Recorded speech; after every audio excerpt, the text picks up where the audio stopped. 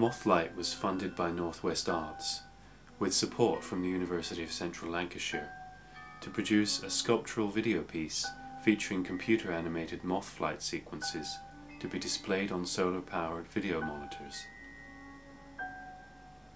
Since my initial proposal, the idea for the installation has expanded from one piece into a series of related works.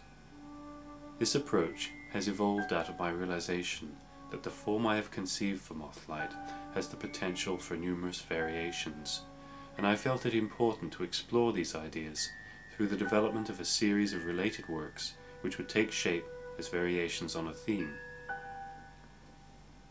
These variations include both the physical configuration of the elements of the installation and the relationship between the images and sounds on the screens, as well as permutations of the moth flight sequences.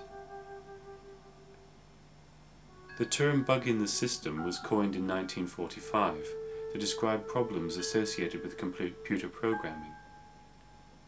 At the computer lab at MIT in Boston, a prototype computer system developed an operational fault.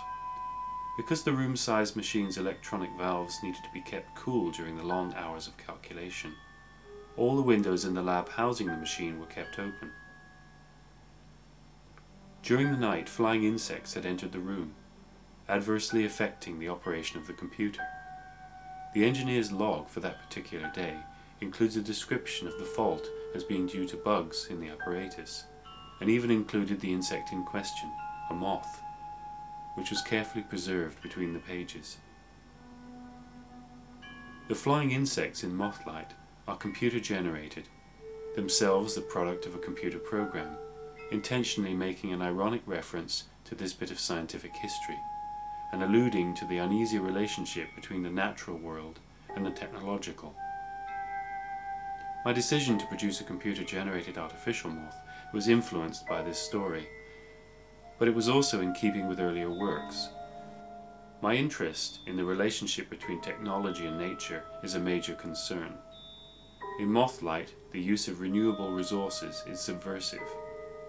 Solar panels aren't used to generate electricity, but act as passive conductors, transducing light from the domestic mains power point. Meanings are created via an inversion of the conventional application so that electricity is serving the poetic rather than the technological. The various elements which constitute the work are held in a physical balance.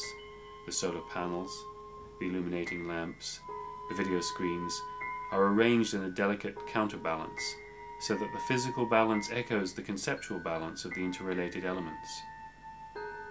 The structure of Mothlight is an attempt to make a work that suggests balance and movement. The counterbalance was apparent when the piece was in the planning stages, but once the piece was built, then the mobility of the linked elements was also clearly visible. In a journal entry I asked if the mobile should be mobile, and my conclusions are clearly that it should be, insofar as that was practically possible. The whole work is of course a play on the idea of a mobile, the title of that genre of sculpture that this work draws on and refers to. But it also makes reference to the image of the moth as an illusion of mobility. The animated insect is tied to a predictable and endlessly repeating flight path, tethered as much as the various functioning physical elements of the work are constrained by the trailing cables. It is this illusion of movement which is at the heart of the piece. The video monitors are placed in such a way that the viewer accepts, even if he or she knows better, the possibility that the moth is flying across the gallery space, flitting from one suspended screen to the other, and this is reinforced by the panning soundtrack and by the movement of the animation through the illusory space of the TV screen. It is possible to see the fluttering moth sequence as a reference to the flickering images of the film and video image itself, so that the work can be read as a set of nested illusions, starting with the flickering origins of moving image technology and outwards through the illusion of movement via the mechanics of perspective, both sound and picture, to the illusion of the mechanical mobility of the sculptural form of the work.